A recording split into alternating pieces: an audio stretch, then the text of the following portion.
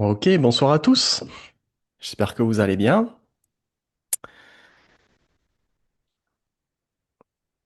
Merci Mm. d'être toujours au rendez-vous, même en été, en août, un dimanche soir. Mm. Ok. Bon, aujourd'hui, petite expérimentation pour moi. Ces espaces de T-Talk, c'est aussi l'occasion pour moi d'expérimenter des choses pour pouvoir ensuite vous proposer du contenu éducatif de qualité. Donc aujourd'hui, j'ai trois écrans devant moi, j'ai une tablette et tout. Donc je vais essayer de faire le cours sans diapo, juste en écrivant sur un tableau blanc. Comme ça, le rythme, il sera un petit peu plus lent. Et du coup, vous aurez le temps de prendre des notes puisque j'écris au fur et à mesure en même temps. Et voilà. Donc, on va poursuivre le sujet du dernier T-Talk qu'on a fait en juin. J'espère que vous avez pu regarder le replay ou que vous avez été présent la dernière fois. Donc, le sujet, c'était le palais du couple. Donc, je vous offre une petite façon de lire ce palais du couple pour comprendre un petit peu les besoins. Ça permet déjà pour vous de comprendre un petit peu plus précisément vos besoins dans le couple. Et puis, c'est toujours intéressant quand on est en relation avec quelqu'un de voir qu'est-ce qu'il y a dans son palais du couple. Parce que quand vous observez le chart de quelqu'un avec qui vous êtes en relation, en fait, vous êtes représenté par le palais du couple. Et donc, quelque part, ça permet de comprendre ce que la personne, consciemment ou inconsciemment, attend de nous, en fait. Le palais du couple représente votre partenaire et la dynamique de votre mariage, Ah. tandis que le maître du jour vous représente directement. Alors, Laurence, Il on va indique vos couper le attentes son. amoureuses. Hop, voilà. Et donc, on va reprendre ce process. Et la dernière fois, on l'a développé à partir des cinq aspects qui sont le parallèle, le soi, la production, la richesse, le pouvoir et la ressource. Et aujourd'hui, on va approfondir ça au travers des 10 dieux, qui sont quelque part un approfondissement des cinq aspects qu'on a vu la dernière fois. Et donc, vous allez avoir deux dieux par aspect. Vous allez avoir, par exemple, si votre maître du jour est eau, eh bien, l'élément eau va représenter le parallèle ou le soi, et donc vous allez avoir un parallèle direct et un parallèle indirect qui vont avoir des noms particuliers. Pareil, vous allez avoir deux éléments production, deux éléments richesse, deux éléments pouvoir, deux éléments ressources, en fonction de la polarité yin ou yang et du rapport yin-yang avec votre maître du jour. Je vais juste ouvrir un tableau du coup, et on va essayer ça. Euh, alors,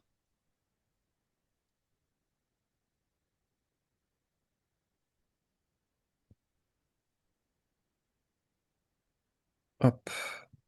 Alors, juste ce que je vais faire, c'est que je vais vous empêcher de pouvoir écrire sur le tableau, parce que je sais que ça pose des problèmes.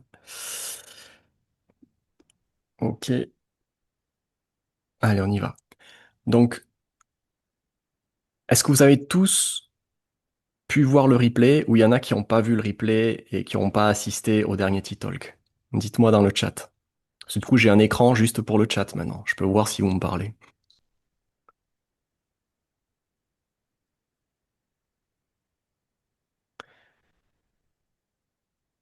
Ok. Bon, le process, c'est toujours le même. Oui. Dans un premier temps, vous repérez le maître du jour. Donc, en un, on repère le maître du jour.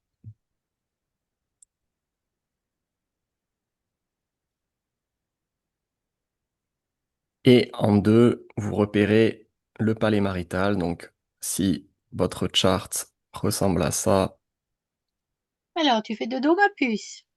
alors, hop, Ellie, on va couper le son. Voilà.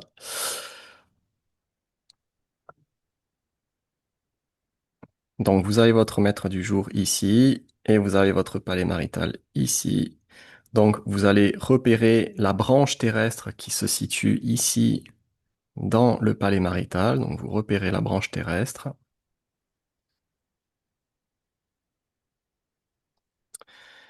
Et dans cette branche terrestre, vous avez ce qu'on appelle des chi cachés. Donc vous avez un chi principal qui est toujours situé au centre, ici, et vous avez des chi secondaires ou résiduels qui vont être de part et d'autre du chi au centre. D'accord?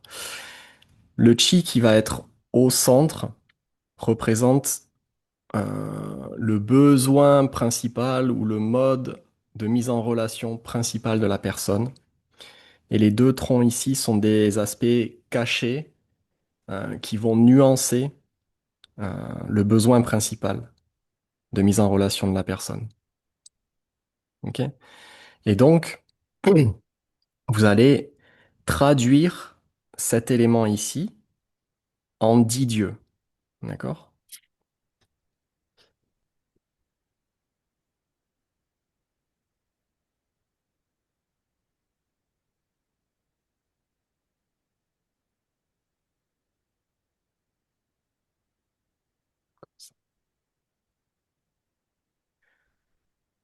Donc, admettons,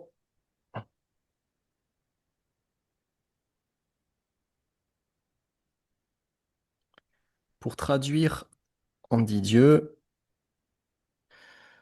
vous avez besoin de bien comprendre la théorie des 5 mouvements et comprendre les interactions des éléments entre eux. Donc vous devez repérer, admettons que vous êtes votre maître du jour est Tia, donc c'est un élément bois. Ici vous avez le feu, ici vous avez la terre, ici vous avez le métal et ici vous avez l'eau. Ok, donc pour un maître du jour bois, vous allez avoir deux types d'éléments bois, donc qui vont être Tia et I. Tia, c'est exactement le même élément que votre maître du jour, c'est ce qu'on appelle Bitian, c'est le parallèle, c'est l'ami, le compagnon.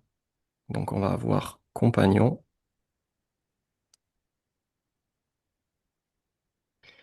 Et I,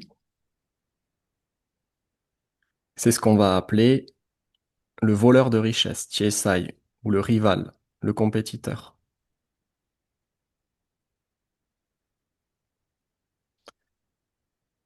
Ensuite, le bois produit le feu. Et dans le feu, vous allez avoir deux types de feu. Vous allez avoir Bing, le feu Yang, et vous allez avoir Ding, le feu Yin. Pour un maître du jour Tia, Bing, le feu Yang qui est de la même polarité que vous, donc feu Yang, bois Yang, on a la même polarité Yang-Yang, c'est votre élément Dieu vorace.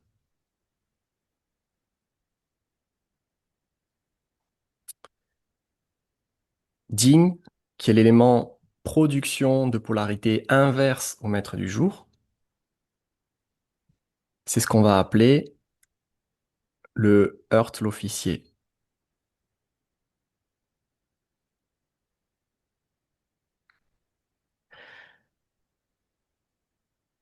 Est-ce que je vous explique de suite? Est-ce que vous êtes capable de... L'écran est noir. Alors pour qui l'écran est noir? Où est-ce que vous voyez?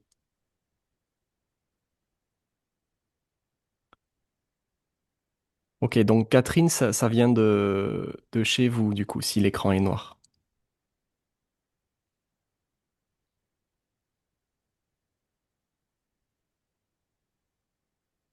On va pas faire comme ça, je vais pas faire les 10 dieux d'affilée, sinon ça va vous perdre. Donc l'idée, on va poursuivre parce qu'en fait, on va faire chacun des dieux et donc à chaque fois, je vous expliquerai comment on le trouve par rapport à votre maître du jour. D'accord? Mais là, c'était pour vous montrer le process, en fait, pour comprendre comment est-ce qu'on détermine chacun des 10 dieux.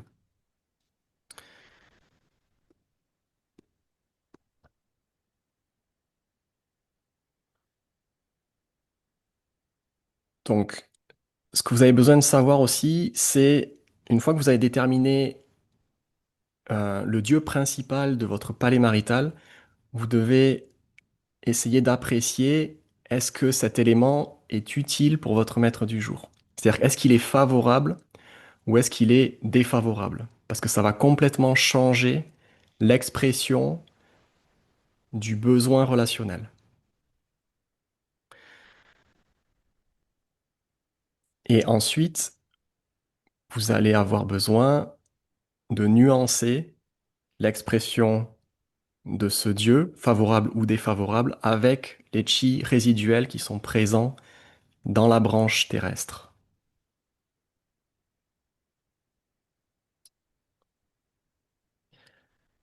Alors pour savoir si un élément est favorable, ça va dépendre de si votre maître du jour est fort ou si votre maître du jour est faible.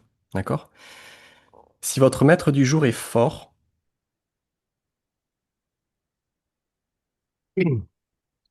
donc admettons votre Tia qu'on a vu tout à l'heure, il est fort, ici, il va avoir besoin d'être drainé. D'accord? Il va avoir besoin de dépenser son énergie, de mettre en mouvement son énergie pour s'équilibrer. Et donc il va avoir besoin des éléments production, ici, donc du feu, de l'élément richesse à la terre et de l'élément pouvoir au métal, puisque le feu va drainer l'énergie du bois directement. La terre va demander aussi de l'énergie au bois parce que le bois contrôle la terre et le métal, c'est l'élément qui contrôle le bois et donc il va aussi permettre de limiter l'excès du bois. D'accord?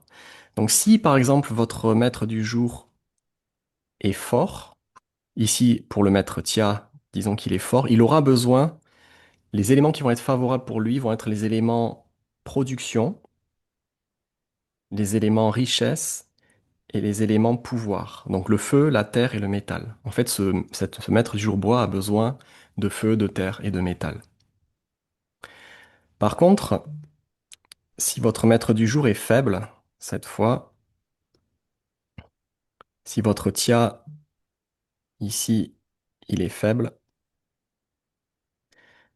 bah, ce maître du jour, il va avoir besoin d'être renforcé. Et pour être renforcé, il va avoir besoin des éléments parallèles, justement, le même élément que lui, le bois, et l'élément ressource. Et l'élément ressource du bois, c'est l'eau. Hop. Donc les éléments favorables pour un élément bois faible vont être le bois et l'eau. D'accord? Est-ce que vous arrivez à faire ça pour votre maître du jour? Dites-moi dans le chat. Est-ce que vous allez faire? Nathalie a rien compris. Ok. Euh,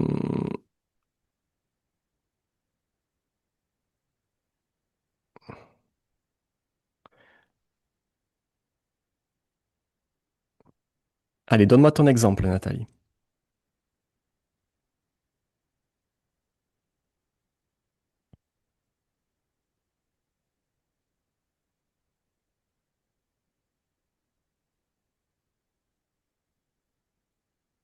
Ok, donc ça, c'est le pilier du jour qui est un feu in sur un cochon. Peut-être, on va faire de façon simple, mais donne-moi le pilier du mois. Donc, on a un feu in sur un cochon.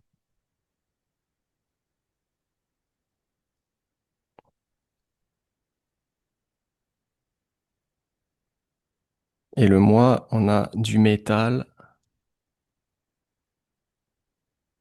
et un tigre.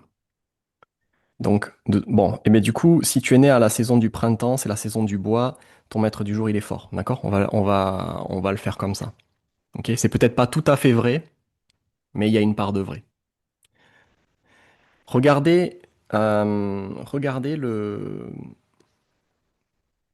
diagramme qu'il y a dans Chinese Metasoft.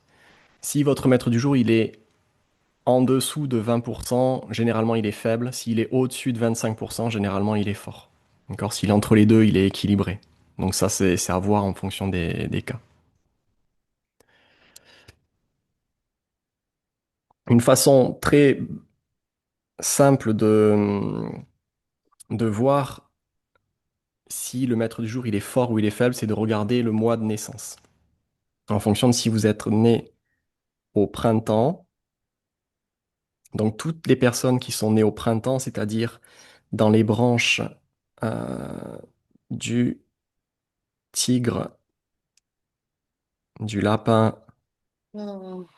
et du dragon, vous êtes nés au printemps et au printemps, le bois est fort.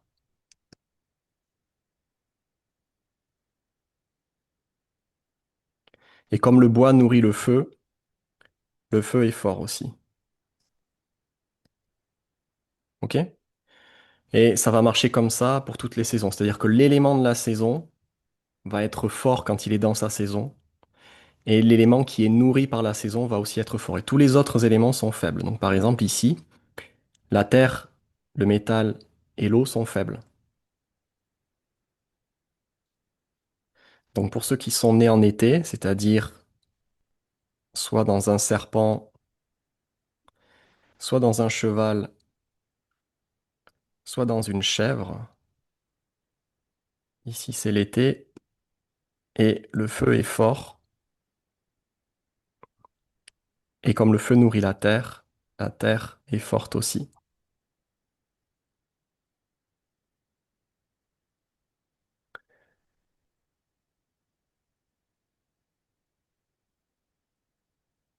La terre est forte à la saison de l'été.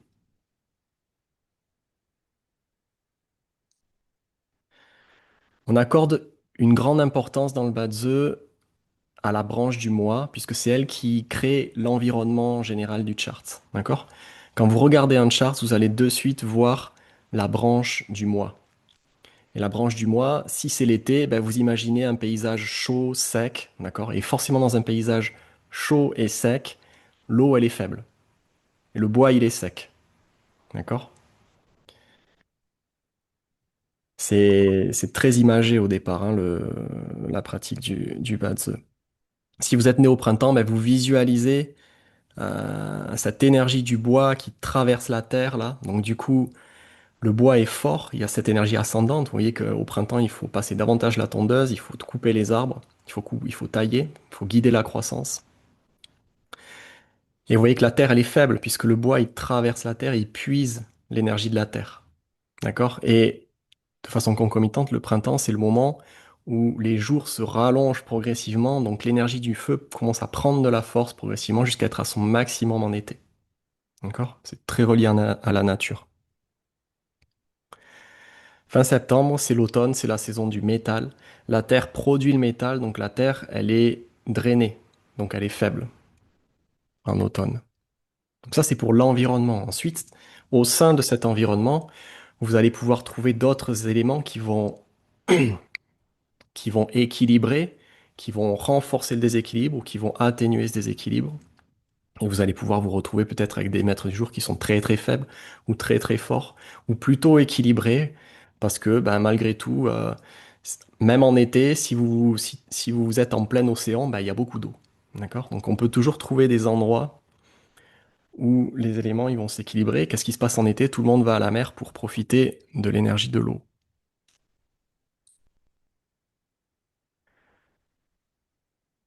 On est bon? Et ensuite, donc ça c'était au départ, j'ai énoncé le plan. Donc repérer le maître du jour, repérer la branche terrestre, traduire le chi principal en 10 dieux et de cette façon commencer à comprendre le besoin relationnel dans ce chart. Et ensuite, j'avais mis un 4 où on va nuancer en fonction des autres chi qui sont cachés et aussi nuancer avec les interactions, c'est-à-dire les combinaisons, les clashs, les blessures, les destructions, les punitions.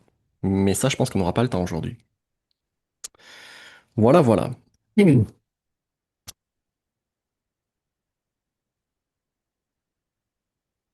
Alors, on y va.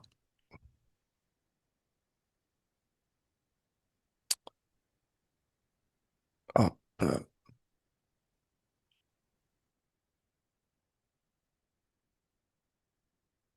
Alors, on va commencer par les éléments parallèles.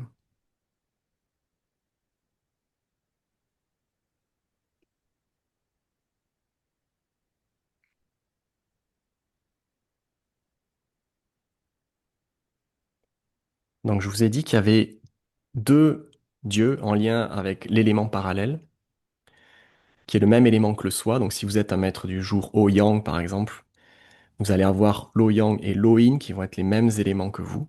Et peut-être que vous retrouvez dans votre palais marital en branche principale. Donc, c'est par exemple si vous êtes O-Yang et qu'en dessous vous avez un cochon, ben vous avez aussi en chi principal de l'O-Yang et en chi résiduel du bois. Et donc à ce moment-là, pour ce maître du jour-là, qui est assis sur un cochon, le besoin principal il va s'interpréter à partir de l'O-Yang et qui va être du coup le dit Dieu, compagnon ou ami.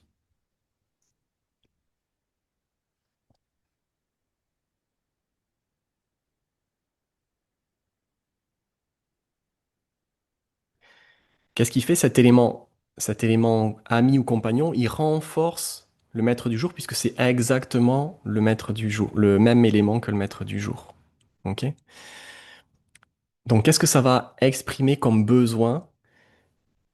Déjà, il y a une idée de pair, d'égalité, de camaraderie, euh, de partenariat. C'est des gens qui cherchent un compagnon de vie. D'accord? Il y a des couples comme ça où c'est des potes, en fait, les gens dans leur couple. D'accord? Maintenant, comme c'est le même élément que vous, il va renforcer votre confiance. Et ça va avoir un effet favorable si votre maître du jour est faible. D'accord? Parce que si vous vous trouvez un partenaire qui active votre palais marital et qui, du coup, vous donne de la force alors que votre maître du jour était faible, du coup, vous gagnez en confiance. D'accord? Par contre, si votre maître du jour est fort et que dans le palais du conjoint, on a aussi le même élément que nous, qui renforce un maître du jour qui est déjà fort, ça crée un excès. Et dans la métaphysique, quand il y a un excès, il y a aussi une stagnation, ou alors il y a une expression qui est disharmonieuse ou mal maîtrisée. Et ça peut être des situations de quelqu'un qui renforce notre confiance sur des aspects de notre personnalité qui n'ont pas besoin d'être renforcés, ou qui vont renforcer nos défauts, d'accord? Nous soutenir dans nos travers. Ça peut s'exprimer de cette façon-là.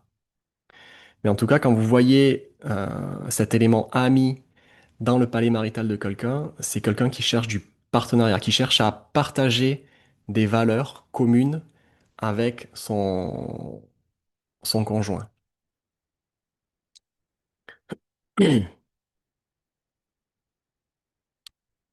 Non, ça parle de votre besoin. D'accord? Et déjà, de comprendre ça, ça peut permettre de communiquer votre besoin à la personne. Et ensuite, pour votre partenaire, vous pouvez regarder son chart et regarder quel est son besoin à lui. D'accord? Et discuter de vos besoins parce que ça fait gagner beaucoup de temps, ça fait économiser pas mal d'incompréhension dans le couple et pas mal de disputes aussi. Et ça fait économiser pas mal d'énergie en fait de comprendre ça et de fonctionner comme ça. Et des fois, ça permet aussi de se dire, ben en fait, peut-être que moi, je peux pas donner ce que cette personne attend et ce dont elle a besoin.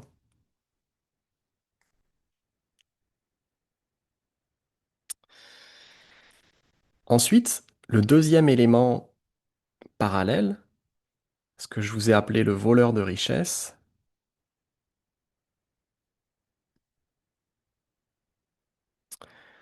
c'est l'élément le même que vous, mais de polarité inverse. Donc, si vous êtes un feu yang, c'est le feu yin. Si vous êtes une terre yin, c'est la terre yang. D'accord? C'est le même élément que vous avec la polarité inverse, yin-yang. On le traduit aussi par le rival. Donc, de la même façon que l'élément ami, c'est un élément qui va renforcer le maître du jour. Et donc, de la même façon, il peut le renforcer favorablement si le maître du jour était faible ou le renforcer défavorablement si notre maître du jour était déjà fort. D'accord? Mais généralement, comme il y a un changement de polarité, Ça donne quelque chose déjà de plus dynamique que le compagnon ami. Parce que, par exemple, un élément ami, compagnon qui s'exprimerait défavorablement, ça pourrait donner une relation un peu plate par moment. Ça manque de passion, des fois ça manque d'aventure en fait. Ça peut aussi donner des situations où il y a une indépendance excessive des deux partenaires. Et ça peut aussi faire la sensation qu'on s'entrave l'un l'autre. Le voleur de richesse, ça amène un renforcement d'une façon différente. C'est pas parce qu'on partage des valeurs, c'est justement parce que l'autre, il entre en compétition avec nous, en rivalité ou en adversité, et que ça nous stimule quelque part à donner le meilleur de nous. Par contre, le voleur de richesse, comme on dit, il vole la richesse. Et particulièrement pour un homme, avoir un voleur de richesse dans le palais marital, ça peut apporter des problématiques de jalousie. Ok, je m'explique. C'est-à-dire que pour un homme, l'élément richesse représente la femme. D'accord? Et le fait d'avoir un élément voleur de richesse dans son palais marital, ça veut dire que quand vous entrez en relation avec quelqu'un, vous faites résonner cette dynamique de voleur de richesse. Et cet élément voleur de richesse, il entre en compétition avec le maître du jour pour la richesse. Et donc, ça peut donner des problématiques de jalousie, surtout pour les hommes, et aussi des problématiques en lien avec l'argent dans le couple, puisqu'il y a une compétition pour la richesse.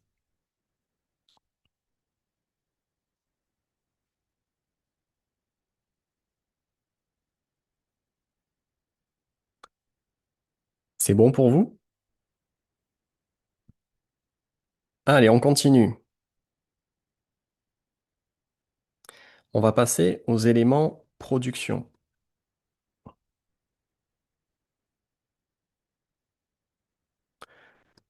Donc, les éléments production, c'est l'élément que votre maître du jour produit. D'accord? Si vous êtes un maître du jour bois, vous produisez du feu. Si vous êtes un maître du jour feu, vous produisez de la terre.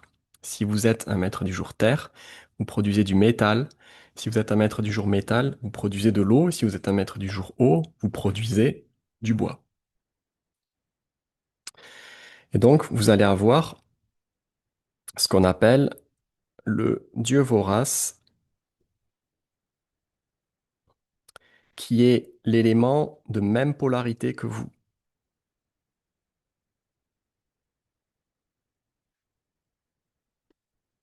Donc si vous êtes un bois yang, votre dieu vorace, c'est le feu yang. Et si vous êtes un bois yin, votre dieu vorace, c'est le feu yin. D'accord? Est-ce que vous arrivez tous à voir quel est le dieu vorace pour votre maître du jour? Vous ne voyez plus ce que j'écris.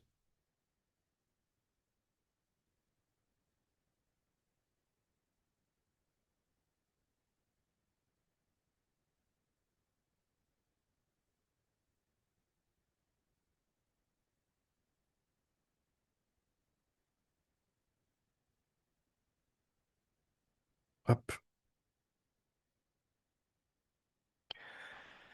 Le dieu vorace, c'est un mouvement de sortie, de production qui est pur. Il n'y a pas de changement de polarité, il n'y a pas de distorsion dans le mécanisme de production.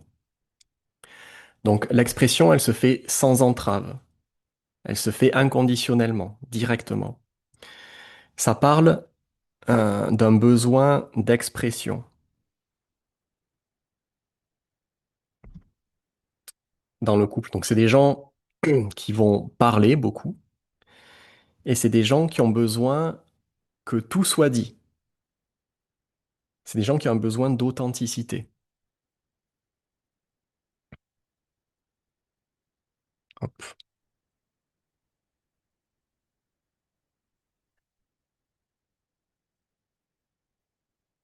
C'est bon, vous voyez? Ok.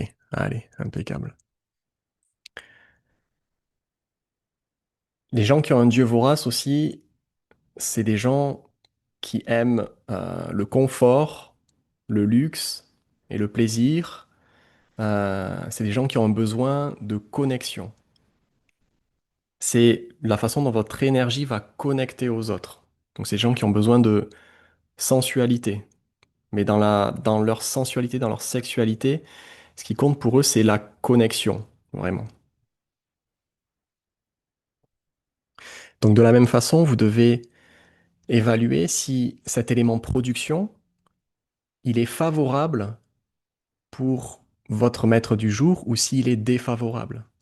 Donc vous vous rappelez, l'élément de production, il est favorable à votre maître du jour s'il est fort. D'accord? Si votre maître du jour est faible, ça lui demande de l'énergie de produire, de créer. Et donc, ça va l'affaiblir davantage. Et donc, ça va avoir tendance à donner des aspects plus défavorables.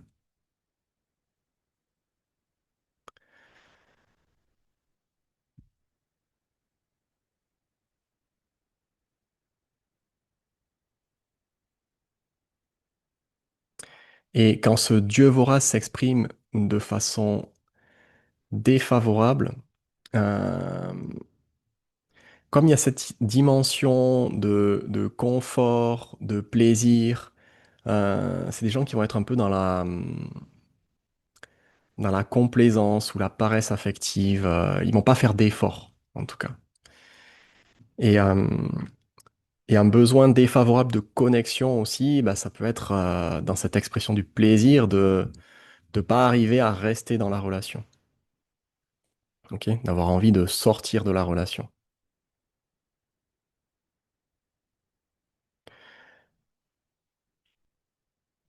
Et l'autre élément de production que vous avez, c'est ce qu'on appelle le heurte l'officier. Donc ici, c'est aussi un élément que votre maître du jour produit, mais cette fois, la polarité change.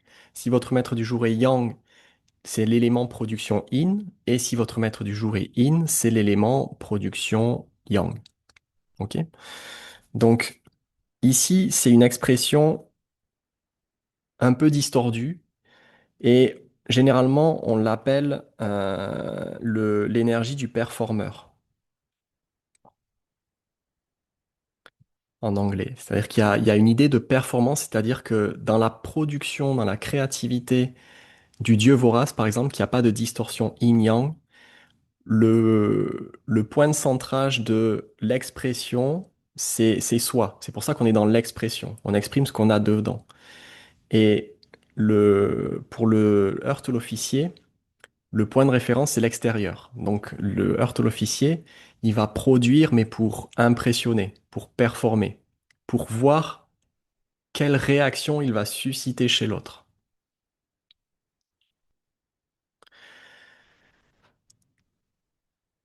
On l'appelle heurte l'officier puisque c'est l'élément qui qui représente le 7 tueur de l'officier direct. Bon, c'est une notion un petit peu plus avancée, mais c'est l'élément qui contrôle, qui attaque l'élément pouvoir.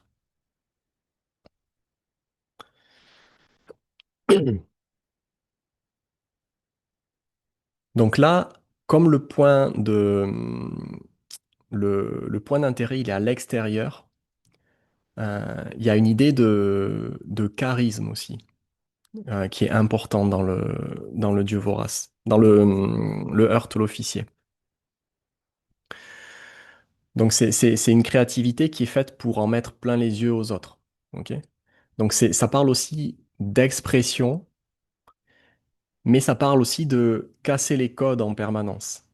Puisque, comme je vous disais, le heurte l'officier, il attaque le pouvoir direct, qui parle de structure, de normes, de ce qui se fait de façon conventionnelle. Donc c'est des gens qui n'aiment pas respecter les règles.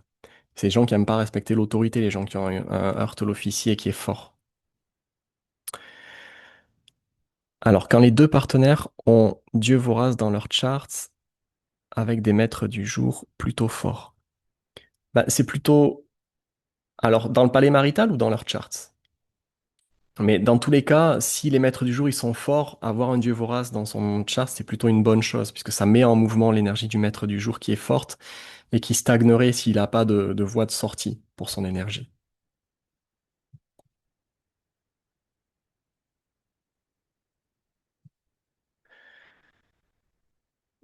Mm. Donc quelqu'un qui a un Heurte l'officier dans son chart, il a envie de faire les choses différemment de tout le monde. Ok, il a besoin de se démarquer et il a besoin de stimulation, de passion. Et c'est des gens qui vont rechercher des partenaires qui sont charismatiques et qui sont différents, qui sont spéciaux. Ok, ils vont pas sortir avec Monsieur Tout le Monde. Il faut que ça soit un peu original.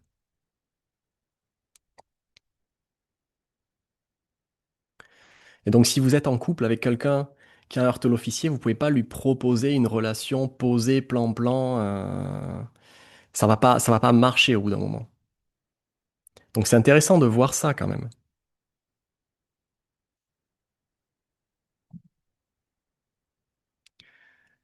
Maintenant, quand le heurte l'officier, c'est un élément qui est pas très beau dans le chart chez la personne et particulièrement chez une femme, c'est assez compliqué à gérer parce que ça amène un côté rebelle, remise en question permanente de l'autorité. Donc ça veut dire que si vous êtes un homme, ça va être difficile de prendre votre place dans une relation avec quelqu'un qui aurait un heurte l'officier qui est fort et qui soit pas correctement raffiné par d'autres éléments du chart.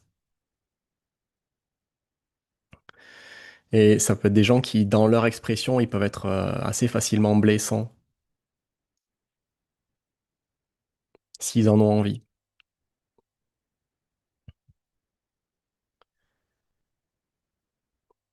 Hop. Mm. Ok. Ensuite, on va passer à l'élément richesse.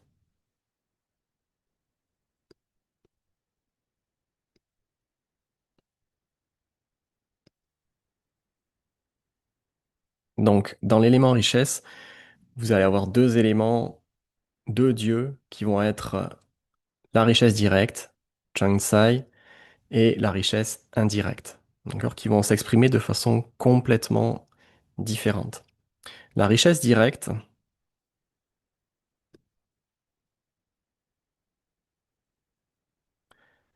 c'est l'élément que vous contrôlez, d'accord? Et c'est l'élément de polarité inverse à votre maître du jour que vous contrôlez. Donc, pour un maître du jour boyang, votre élément richesse directe va être à la terre yin. Pour un élément poids yin, il va être à la terre yang. Est-ce que vous arrivez tous à voir quel est votre élément richesse directe pour votre maître du jour? Vous prenez l'élément que vous contrôlez, que votre maître du jour contrôle, de polarité inverse à votre maître du jour.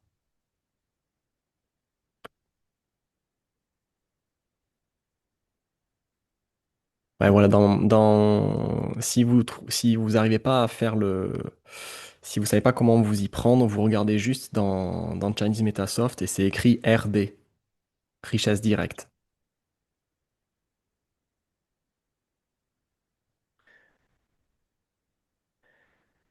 Donc à chaque fois que vous avez direct,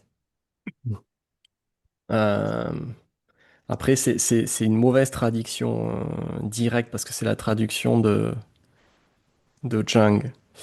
Le caractère Zhang qui veut dire conventionnel, juste, droit. euh, et donc l'élément richesse, il amène un besoin de contrôle dans la relation. Et donc, les personnes qui ont un élément richesse, un élément principal de leur palais marital, ils vont avoir besoin de stabilité, ils vont avoir besoin d'un partenaire qui est fiable, qui est fidèle, qui est loyal. D'accord? Ce qu'ils veulent, les richesses directes, c'est de l'engagement concret et de la sécurité, et de prendre soin de l'autre au quotidien.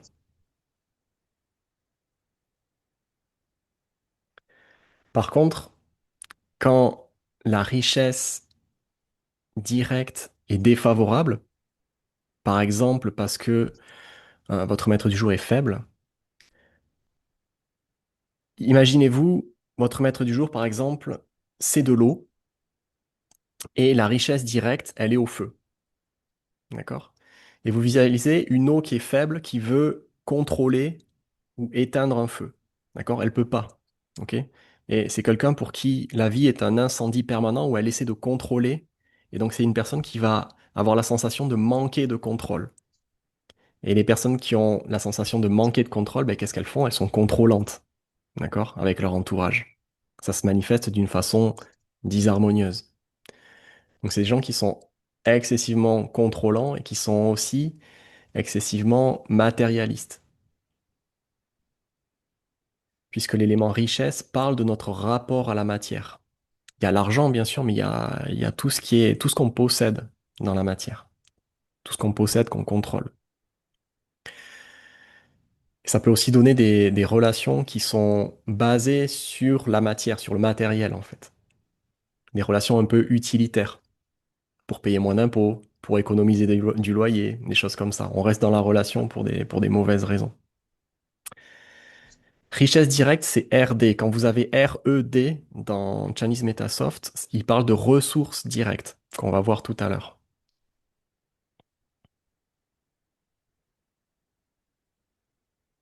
Maintenant, quand cette richesse directe, elle s'exprime favorablement, ben, vous avez un lien qui est stable, vous avez des règles qui sont très claires dans la relation, et le foyer est bien tenu, mais c'est tout comme il faut. Les richesses directes, c'est le couple tout comme il faut. D'accord? Qu'on voit dans les feuilletons. Le couple comme il faut. Ils se marient, puis ils ont des enfants, puis etc., etc. Il y a la richesse directe et officier direct, ça va être des choses très conventionnelles comme ça. Mais vous voyez qu'il y a deux éléments en fait qui représentent cette perspective très conventionnelle du couple qu'on a à l'échelle collective. Et finalement, on se rend compte qu'il y a 8 autres éléments qui font que les gens, ils ont besoin d'autre chose en fait. Si on n'a pas de richesse directe, peut-être qu'on a de la richesse indirecte. Donc, de la richesse indirecte.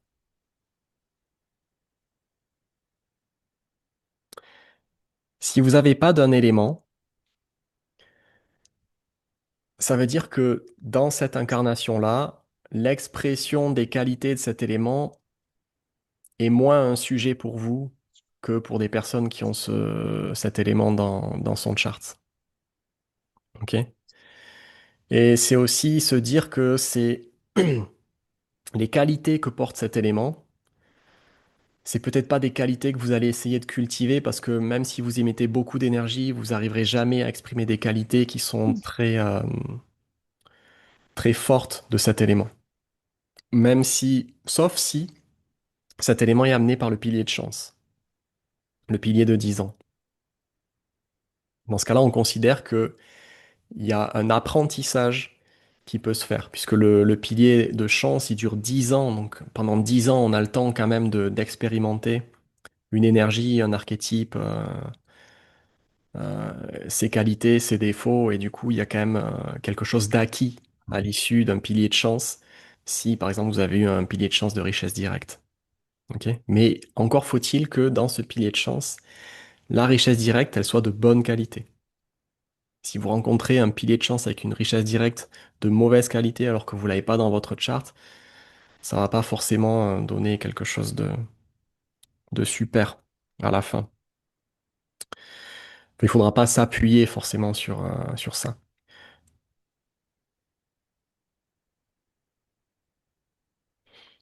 À partir de quelle valeur moyenne peut-on considérer qu'un élément s'exprime vraiment? C'est en fonction du chart, en fonction de l'enracinement, de la présence dans les troncs. Mais dès que c'est présent dans votre chart, c'est présent toute votre vie et donc c'est accessible. Il y a certains éléments qui demandent plus d'efforts pour être accessibles, mais dès que c'est présent dans votre chart, vous pouvez y accéder tout le temps et vous pouvez le cultiver tout le temps quelque part. C'est comme si vous voulez apprendre, admettons, vous voulez apprendre à jouer du violon, d'accord?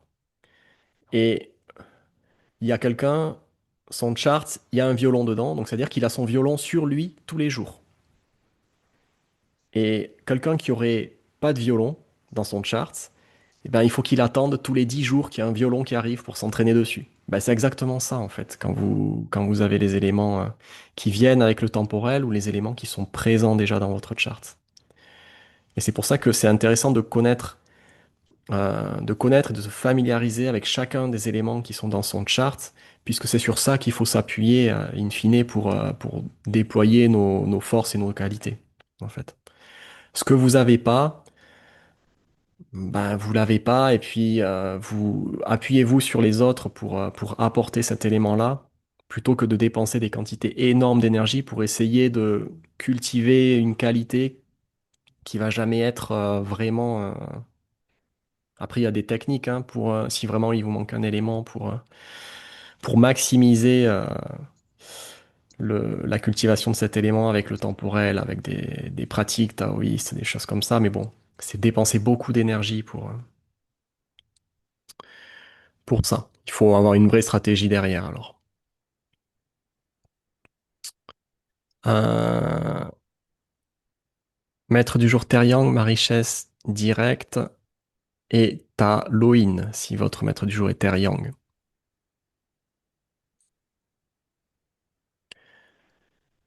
Si vous n'avez pas de bois, eh ben, il vous faut trouver du bois dans vos relations, il vous faut trouver du bois dans votre environnement, dans votre feng shui.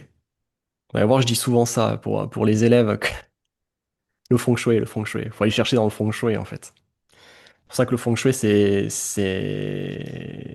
un peu l'art métaphysique de base quand même avec le Bazi. Parce que c'est comme si le Bazi, euh, vous avez un grand chêne là, et il y a des glands qui tombent. Et chacun de ces glands, il contient l'information génétique pour créer un grand chêne aussi. D'accord? Ben, ce que vous faites, vous prenez une poignée de glands et vous allez les mettre dans différentes terres. Et vous allez voir qu'il y a des terres qui sont fertiles et qui vont donner tous les nutriments qu'il faut pour que la croissance de ce gland puis de ce chêne donne un grand arbre.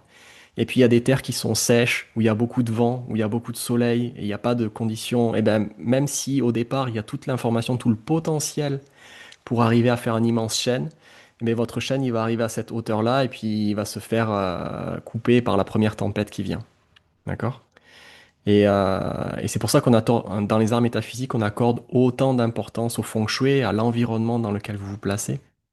Donc environnement physique, hein, mais aussi la cultivation des lieux et aussi l'environnement relationnel dans lequel social et relationnel dans lequel vous vous placez. Parce que même si vous avez, je sais pas moi, toutes les personnes qui ont le Badze de Bill Gates sont pas devenues multimillionnaires à la tête d'une entreprise, quoi. À un moment donné, ce qui fait la différence, en fait, c'est l'environnement dans lequel vous êtes. Si vous êtes né avec un potentiel de chercheur de champignons incroyable et que vous êtes dans le Maroc au désert, il n'y a pas de champignons. Donc, vous déploierez jamais ce talent dans cet environnement. Donc, le Badze, c'est intéressant pour connaître ses potentiels. Et ensuite, pour faire vraiment fleurir ses potentiels, on a besoin de trouver le bon environnement. Et c'est pour ça que le Badze et le Feng Shui fonctionnent ensemble.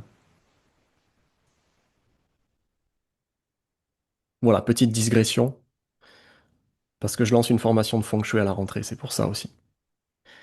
Mais on en est à la richesse directe. Je sais pas si je vais poster ce replay parce que c'est un peu le bordel,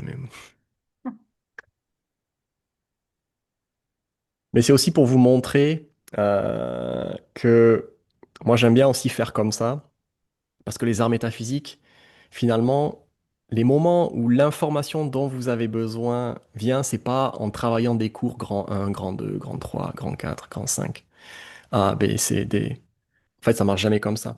Et probablement que dans mes futures formations, je risque de laisser un peu plus libre cours à cette idée de faire des allers et des retours et de prendre vos questions pour faire des digressions. Parce que c'est justement à ces moments-là qu'il y a des choses qui... Ah! Vous avez une compréhension à ce moment-là. Et finalement, c'est pour ça que vous êtes venu à ce moment-là. Et puis moi, du coup, quand vous posez cette question, ben moi, j'ai l'information pour vous à ce moment-là. Alors que si je suis un plan, parce que la dernière fois, j'avais suivi un plan, une diapo, je lisais mes diapos, en fait, c'est un peu rigide et c'est un peu ennuyeux aussi. Alors après, sur le plan théorique, c'est plus structuré. Mais voilà, je fais des tests et puis on verra bien. Si vraiment c'est trop difficile, vous me le direz de toute façon au bout d'un moment.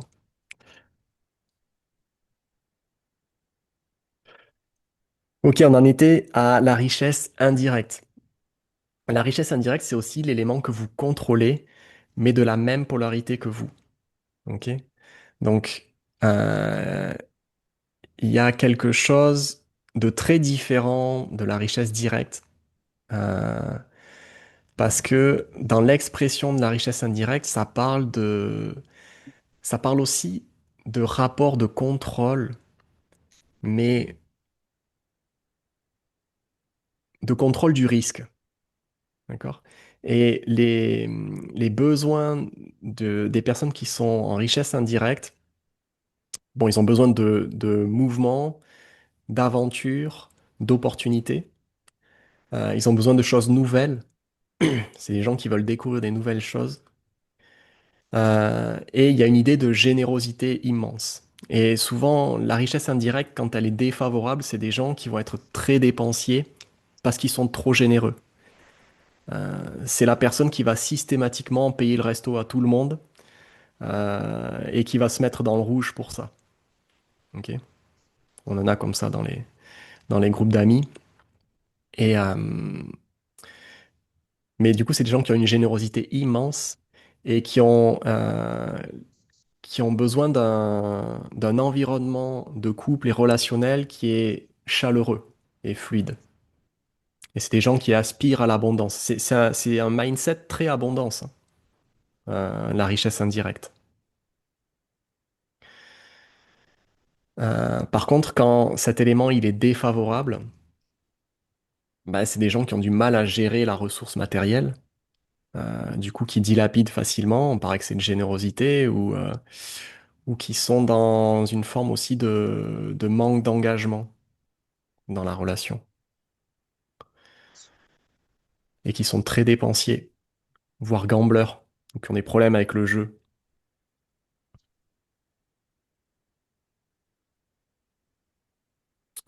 Euh, Voilà, qu'est-ce que je peux vous dire d'autre sur la richesse directe?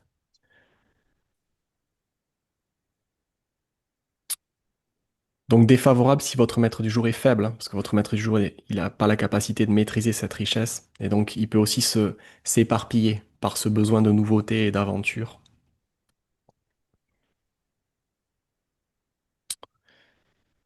Ok, c'est bon pour la richesse. Allez, on continue. En vrai, euh, c'est pas exhaustif, hein, tout ce que je vous raconte, mais ça vous donne une idée de ce que c'est chaque dieu, de voir à peu près le besoin principal qui se passe dans le chart, et puis c'est peut-être aussi présent en besoin secondaire pour la personne. Mais en vrai, là, je vous dis ce qui me vient, ce qui me passe par la tête, mais euh, bon, voilà, c'est aussi une expérimentation de voir en live ce qui sort sur des éléments. Euh, L'élément pouvoir maintenant. Donc de la même façon, vous avez deux éléments pouvoir. Donc l'élément pouvoir, c'est l'élément qui vous contrôle, donc qui exerce une pression sur vous. Et donc le premier élément, c'est l'officier direct. Donc c'est le même direct que dans la richesse directe, hein, du caractère Jung, qui veut dire droit, juste, conventionnel. euh, voyez, en fait, dans chaque caractère chinois, il y a tellement de traductions de mots, on est obligé d'en choisir un, et en fait, du coup, on perd une grande partie du sens de ce que ça veut dire au départ. Donc, Zhang Guan, l'officier direct. Donc, l'officier direct, ça parle de cadre, hein, de structure fort. Donc, ça parle de respect, de cadre, d'engagement, de noblesse aussi. Et il y a un truc très, il y a une forme de charisme très noble dans l'officier direct. C'est très favorable pour une femme d'avoir un officier direct de bonne qualité dans son palais marital. Bon, encore une fois, ça c'est dans les textes classiques. Aujourd'hui, c'est peut-être moins. Mais dans les textes classiques, si vous avez un officier direct de bonne qualité dans votre palais marital en tant que femme, ben, vous allez avoir un, un conjoint qui va avoir un rang élevé sur le plan social. D'accord?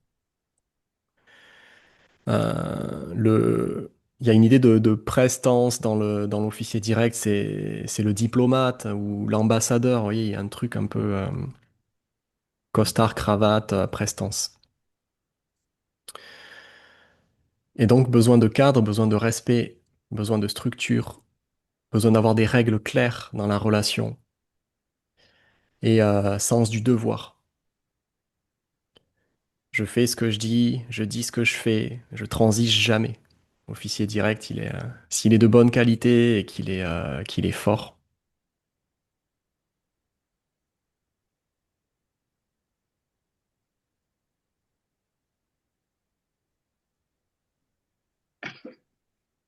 Jouer là, je n'ai ni officier direct, ni richesse directe, donc c'est normal que j'ai du mal avec le conventionnel et le cadre. Ouais, vous avez du. Alors peut-être qu'il y a du Seven Killer, mais ça veut dire que s'il y a absence complète d'officier direct dans le chart, ça veut dire que votre rapport à l'autorité. Est-ce qu'il y a du Seven Killer dans votre chart? Du 7K. C'est le deuxième qu'on va voir. Le 7K, le 7 tueur. Non plus. Bon, ça veut dire que, en fait, dans votre chart ou dans votre réalité, il y a une sorte d'absence de cadre. D'accord? La structure n'a pas vraiment de prise sur vous. D'accord? Donc, vous vous échappez systématiquement, en fait, de la prise de la structure. Mais par contre, le temporel peut amener justement cet élément pouvoir et amener des situations justement où vous êtes en conflit avec cette énergie que vous connaissez mal puisqu'elle n'est pas présente dans votre charte de façon inhérente. Et du coup, c'est difficile pour vous de vous soumettre à cette énergie-là parce que vous avez l'habitude d'être un peu en mode libre. Bon, il y a du tonnerre ici. Par contre, on revient sur l'officier direct, hein. Élément pouvoir direct, donc officier direct de polarité inverse à votre maître du jour. L'élément pouvoir de polarité inverse. Donc, il est favorable si votre maître du jour est fort. Par contre, il est défavorable si votre maître du jour est faible. Juste visualisez que c'est l'élément qui applique une contrainte sur votre maître du jour, et cette contrainte, elle vous structure. D'accord? On peut prendre l'idée de, par exemple, le, pour le boyant, l'officier direct est au métal in. Donc ça veut dire que euh, si vous taillez régulièrement l'arbre, vous structurez sa croissance. D'accord? C'est ce genre de... Pour une no-yang, l'officier direct va être à la terre in. La terre in, pourquoi? Parce que la terre in, elle forme les berges d'une rivière. Ok. Et donc quelque part, elle cadre l'énergie de l'eau qui sinon s'éparpillerait dans toutes les directions. Et elle donne des limites qui sont malléables et justes et qui permettent à l'eau d'avoir un flux qui est linéaire. Par contre, quand l'eau rencontre son set tueur, qui est la terre yang, et la terre yang, vous allez la visualiser par une terre qui est rocheuse ou dure ou compacte, elle n'est pas adaptable du tout au flux de l'eau, la terre Yang. Et vous voyez l'eau qui s'écoule dans les torrents ou dans les cascades, c'est quoi la différence? C'est que l'eau, elle est turbulente. Ça crée de la turbulence dans le flux de l'eau. D'accord? Et vous voyez la différence d'expression des différents. Et donc, un maître du jour eau Yang qui a dans son chart de l'officier direct ou qui a dans son chart du 7 tueur exclusivement, va pas se comporter du tout de la même façon.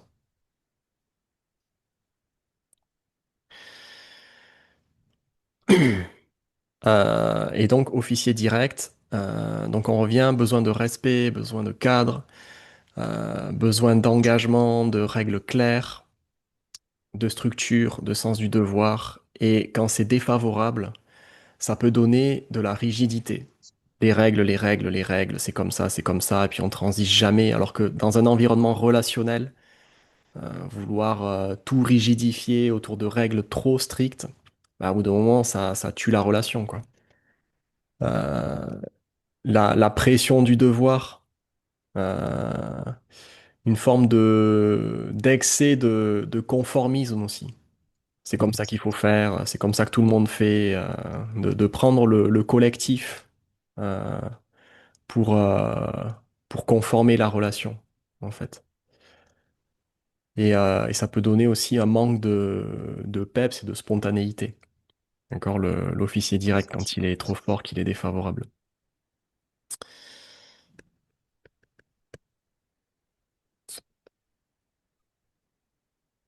Et ensuite, l'énergie préférée de tout le monde, le 7 tueur, qui est le pouvoir indirect ou le pouvoir inadéquat ou le pouvoir injuste ou le pouvoir dévié. Ok.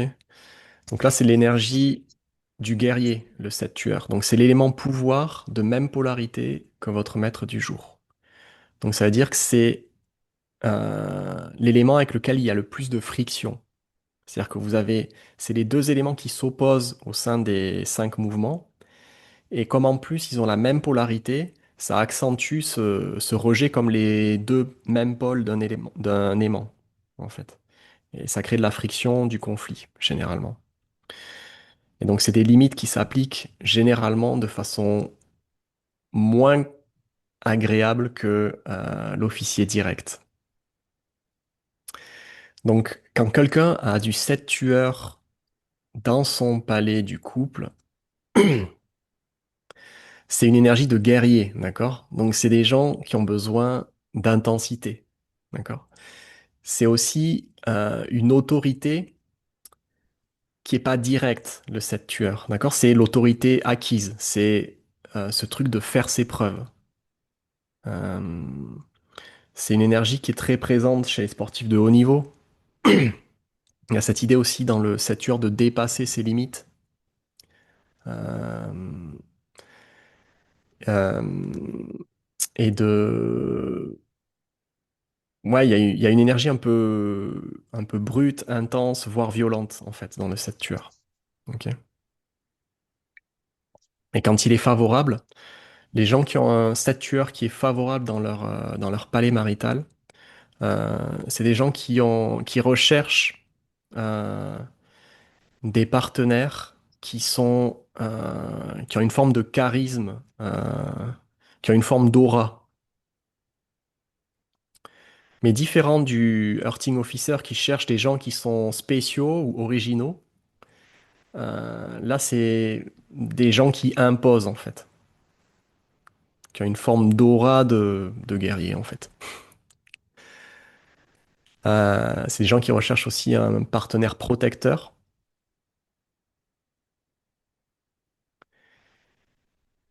Et du coup, il y a une notion de combativité hein, dans la relation. Et c'est pour ça que quand cet élément il est défavorable dans le palais du couple, ben, c'est là que ça amène toutes ces dynamiques qu'on appelle toxiques en fait. Ça peut amener de la violence conjugale, hein, cette tueur, clairement, parce qu'il y a vraiment cette idée d'énergie brute, d'énergie guerrière en fait. Et si elle est défavorable, ça veut dire qu'elle est mal maîtrisée. Euh,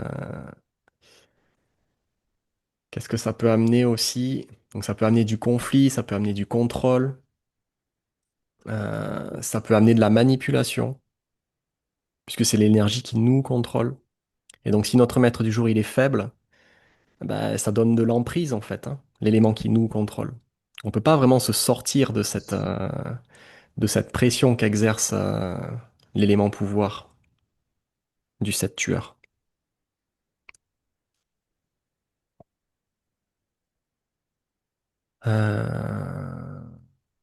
Ok. Qu'est-ce que je peux vous dire d'autre à propos de ça? Alors, petite nuance, oui, pour les éléments pouvoir. Pour une femme, l'élément pouvoir représente l'homme. L'élément pouvoir direct représente le mari, donc l'officier direct, et l'élément 7 tueur représente l'amant. De la même façon que pour les hommes, l'élément richesse directe représente la femme, et l'élément richesse indirecte représente l'amante aussi, ou la concubine.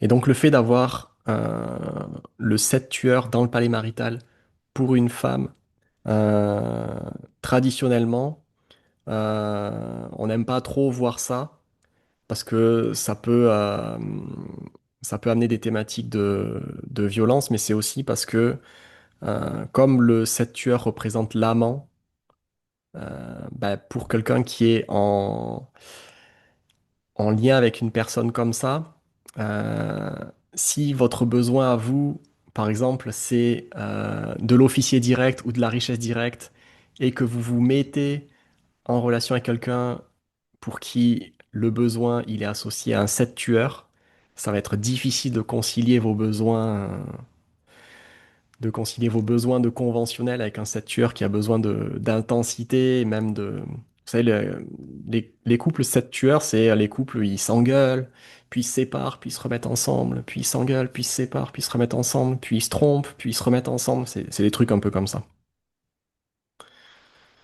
Généralement, on retrouve un peu ces dynamiques, puis des fois, ils ont du mal à se mettre vraiment dans une vraie relation, comme tout le monde, qui dure dans la durée et qui suit un cours un peu prédéfini. Mais ça, c'est un peu le cas pour tous les éléments indirects, d'accord? Vous voyez que dans chacun des aspects, production, richesse, pouvoir, ressources, vous avez un élément direct et un élément indirect, ou un élément conventionnel ou un élément non conventionnel.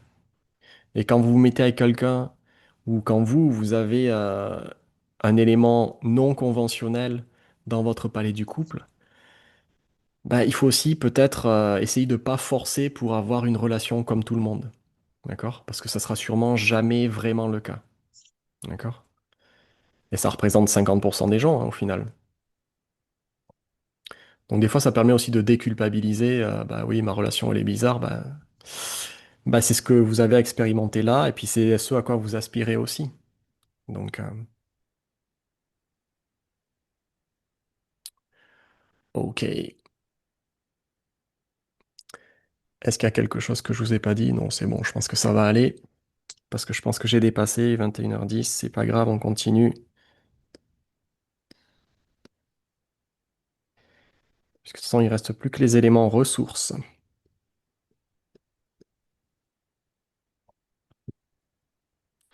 Et donc, dans les éléments ressources, vous allez avoir ce qu'on appelle Jang-in, donc la ressource directe.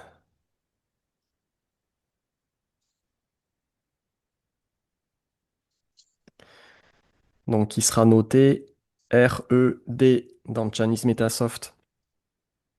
Donc, c'est l'élément qui nourrit votre maître du jour et qui a une polarité inverse à votre maître du jour. C'est la ressource, je vous avais dit la dernière fois, c'est l'énergie de la mer, hein. C'est l'énergie du nourrissement, de la protection, du soutien, le soutien inconditionnel. Il y a une idée de réconfort, d'aide, de sécurité affective. Donc, vous voyez, les gens qui ont de la ressource directe dans leurs charts, Il cherche une énergie très maternelle, en fait, dans le couple. Il va l'être écouté, il va l'être nourri, il va l'être aidé. Mais si par exemple le maître du jour il est déjà fort, c'est-à-dire qu'il est un peu stagnant et qu'en plus il y a de la ressource, elle devient défavorable, elle fait stagner l'énergie du maître du jour et ça peut donner des gens qui sont un peu dans la dépendance ou la fusion ou dans une forme d'immaturité. C'est-à-dire qu'ils se retrouvent en couple et ils rejouent quelque part une relation à la mère. Et donc ils se font materner par par le conjoint. Et ça aussi, un peu comme comme pour les gens qui ont le parallèle, c'est une dynamique qui peut parfois manquer de dynamisme et qui peut tuer un peu le drive dans le couple, qui peut un peu tuer la passion dans le couple. Donc il va falloir s'appuyer sur d'autres éléments pour dynamiser tout ça, ou utiliser le feng shui de la chambre à coucher. Euh, voilà, mais du coup, quand c'est favorable, bah, ça donne une relation généralement qui est rassurante pour la personne. Il y a beaucoup de bienveillance entre les personnes. Il y a un soutien moral, émotionnel, une aide à la croissance mutuelle. Et voilà, on s'aide mutuellement. Alors, le lien pour faire les calculs, normalement, vous l'avez dans le mail que vous avez reçu.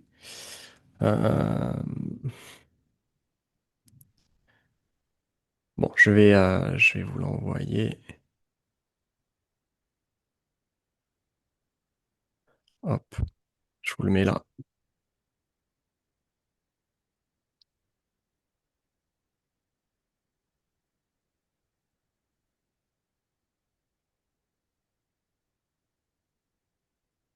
Vous avez tous repéré votre richesse, votre ressource directe.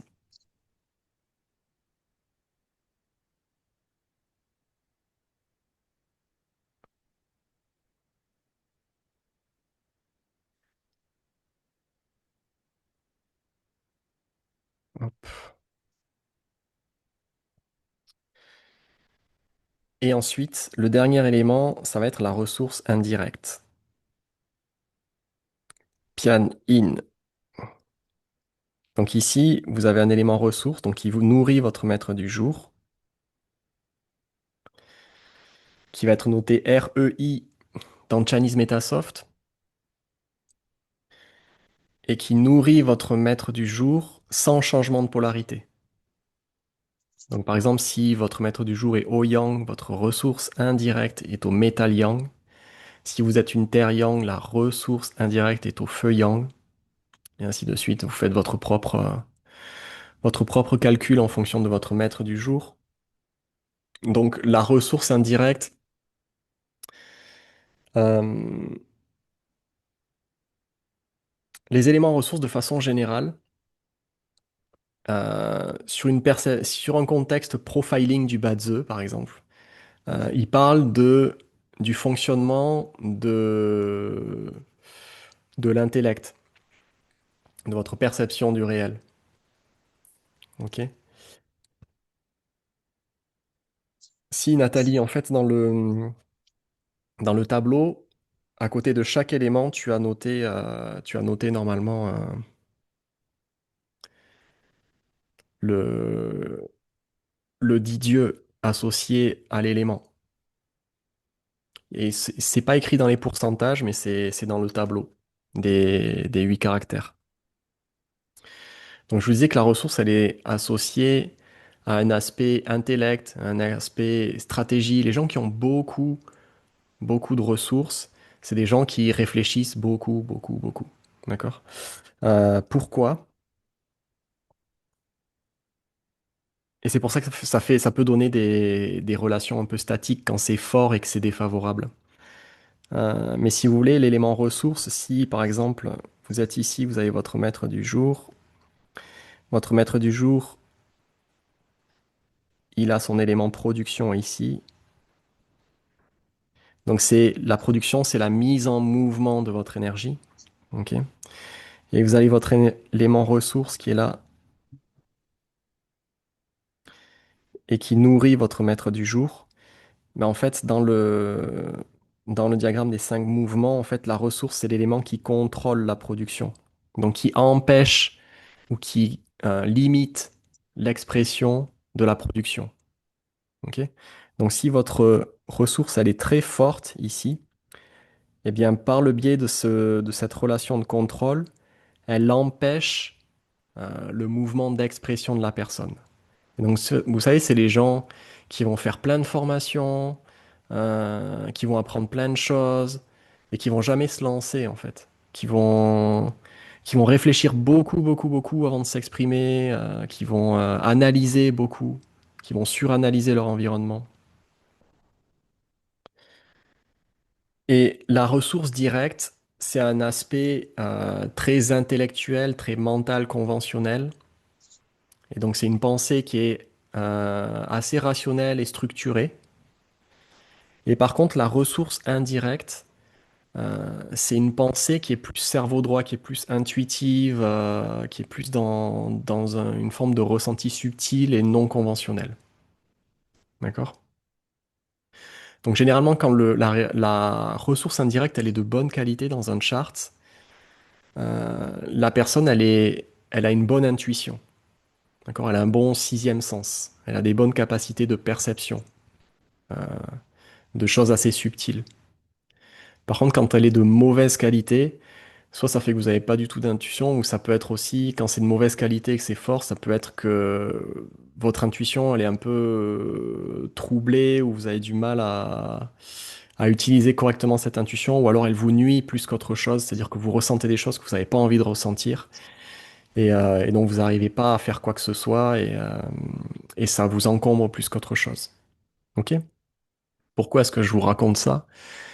Parce que les personnes qui ont de la ressource indirecte dans leur palais marital, ce qu'elles ont besoin, c'est de se sentir comprises. Elles ont besoin de profondeur dans la relation. Euh,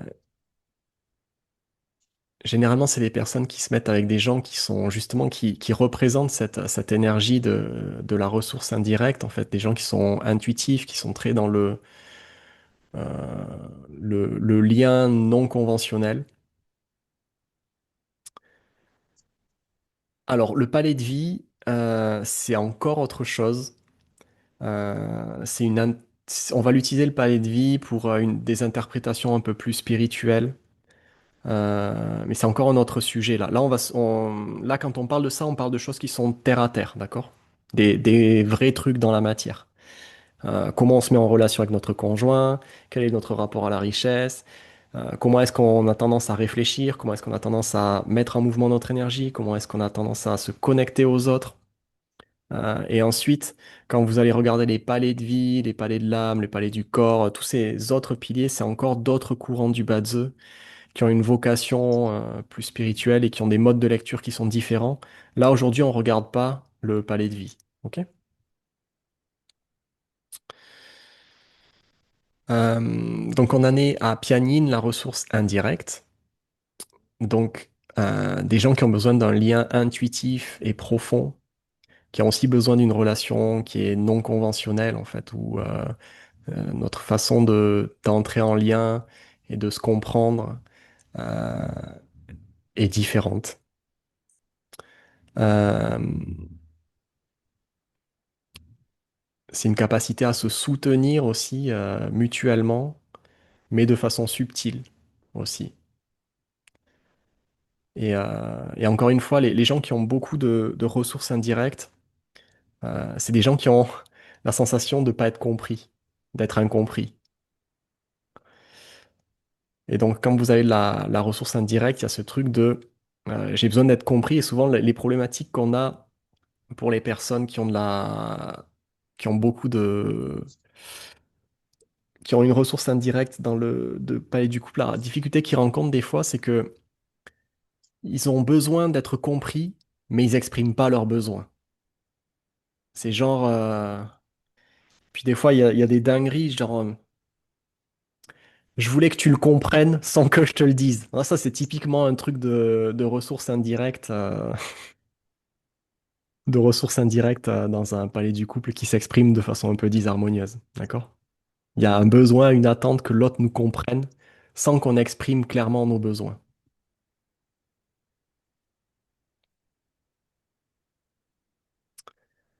Euh, voilà, voilà. Qu'est-ce que j'ai d'autre à vous dire? Quand c'est défavorable, la ressource indirecte, ça peut donner du retrait dans la relation. C'est des gens qui s'enferment un peu sur eux-mêmes. Il y a un côté un peu autiste hein, dans la ressource indirecte, quand c'est disharmonieux, que c'est trop fort. Euh,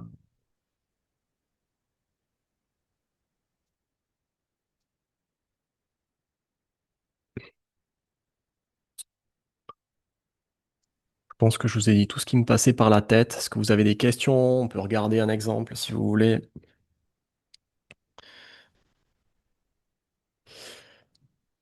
Pour consulter ces palais, bah, il faut soit un abonnement payant sur Chinese Metasoft, parce que je pense que vous ne les avez pas sur la version gratuite. Euh, Peut-être regarder sur Bad the Calculator, peut-être qu'ils y sont sur la version gratuite, mais c'est pas sûr. Mais honnêtement, si vous commencez pas par ça, si vous êtes au début. Parce que c'est une façon de lire les éléments de façon complètement différente.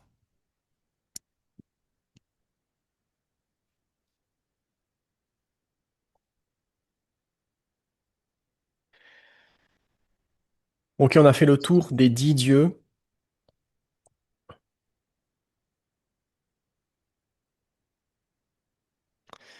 Ben, pour un pilier du jour, Ouyang, tigre, donc votre maître du jour, c'est l'Ouyang. Et dans votre palais du couple, vous avez le tigre, et dont l'élément principal, c'est le Boyang. Donc le Boyang, c'est l'élément que vous produisez. Et donc le Boyang, c'est l'élément dieu vorace de l'Ouyang. D'accord? Donc ça applique tout ce qu'on a vu, tout ce que je vous ai dit sur le dieu vorace, euh, qui a un besoin d'expression dans l'espace du couple, un besoin de parler, de communiquer, de tout se dire, un besoin de connexion forte aussi, de sensualité. Et il y a aussi ce besoin les dieux voraces, dans l'expression du dieu vorace, il y a un besoin de confort, de luxe, de plaisir. De bien manger, de vivre dans de beaux endroits, de visiter de beaux endroits, de voyager. Voilà, c'est des trucs comme ça, les dieux voraces.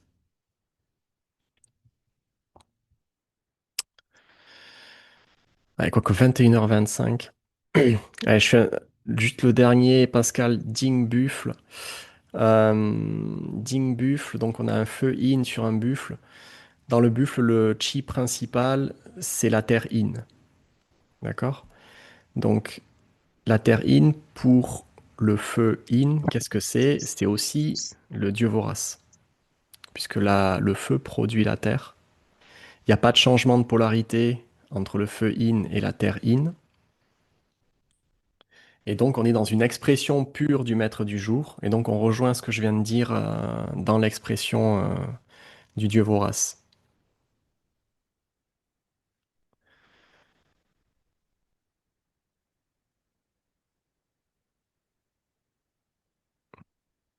Non, la branche, elle n'est pas toujours de même polarité que le tronc.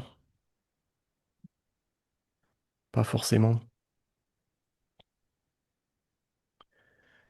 Par exemple, Bingwu, cette année, ben, vous avez le feu yang qui est assis sur le cheval et le cheval contient le feu yin.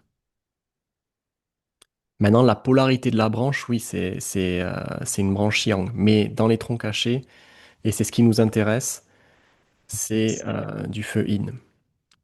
Voilà. Je vous dis juste un petit mot là, que je lance une formation de Feng Shui à la rentrée à partir du 23 septembre. Donc du coup, ben, je vais vous apprendre vraiment les bases fondamentales de la métaphysique à travers ça. Et vraiment, du coup, de pouvoir incarner tout ce qu'on comprend dans ces arts métaphysiques, parce que vraiment, le feng shui, c'est la pratique qui est la plus ancrée dans la terre, hein, vraiment. Et l'enjeu, c'est vraiment ça parle de se positionner et de donner une direction et d'incarner, de matérialiser. Et c'est pour ça que le feng shui, finalement, c'est l'art métaphysique le plus pratiqué, parce que c'est celui qui donne les résultats les plus concrets, en fait, et les plus tangibles. Et que c'est passionnant et que c'est ce qui complète vraiment le Bazi, ce que je vous ai expliqué tout à l'heure avec la métaphore du chêne et du gland. Et ça aide vraiment à se positionner dans des environnements qui vont justement permettre de déployer nos potentiels. Donc, ça va être ma première cohorte. Donc, je fais un tarif particulier pour cette première cohorte. Si vous êtes intéressé, vous m'envoyez un message. Ça commence le 23 septembre. Et voilà, merci pour ceux qui se sont déjà inscrits. Merci de votre confiance. Et ça va être incroyable. Ça va durer 9 mois. 9 mois parce que, en fait, on travaille. euh, on est sur les arts métaphysiques, d'accord? On est sur du subtil, mais on va quand même travailler sur le plan de la Terre, d'accord? Entre le ciel, l'homme, la Terre, on est quand même bien sur la Terre dans le feng shui. Et quand on fait bouger des choses dans la Terre et que ça prend toujours un petit peu de temps. La Terre, ça met toujours un petit peu de temps. Et donc, du coup, j'ai créé ce programme pour que ça soit pas un programme linéaire où on va faire les bases, grand 1, grand 2, grand 3.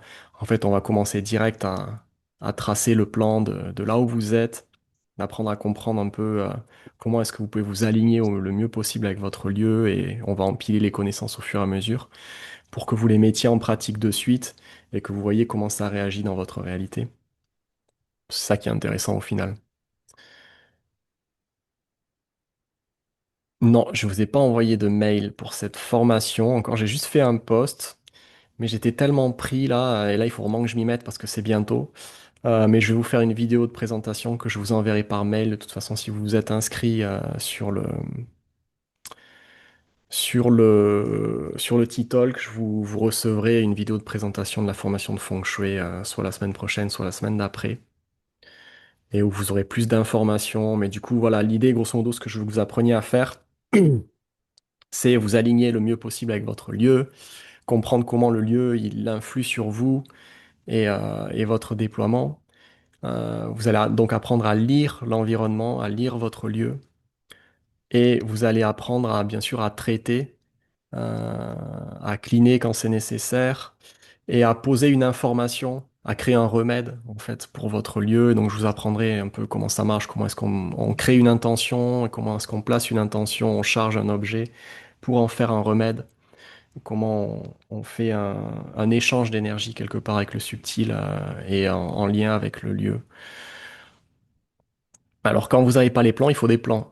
Donc il faut en dessiner, soit il y a des applications maintenant, il y a des applications avec l'intelligence artificielle qui vous permettent juste de faire une vidéo de chez vous, ça vous trace des plans.